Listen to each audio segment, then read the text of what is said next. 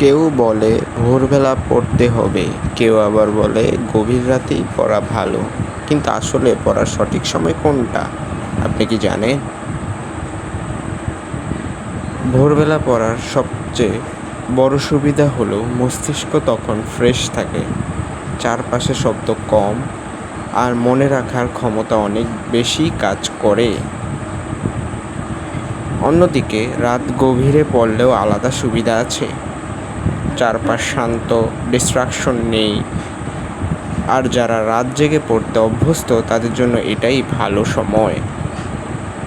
কিন্তু আসল সত্যি হলো পড়ার সঠিক সময় নির্ভর করে আপনার বায়োলজিক্যাল ক্লক বা অভ্যাসের উপর।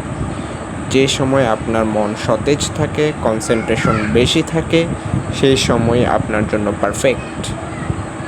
তাই কারো কথা না শুনে নিজের শরীর ও মনের সাথে মিলিয়ে নিন সঠিক সময়। মনে রাখবেন, সময় নয়, মনোযোগই সফলতার আসল চাবি। লাইভ বুস্ট চ্যানেলটি সাবস্ক্রাইব করতে ভুলবেন না। ধন্যবাদ।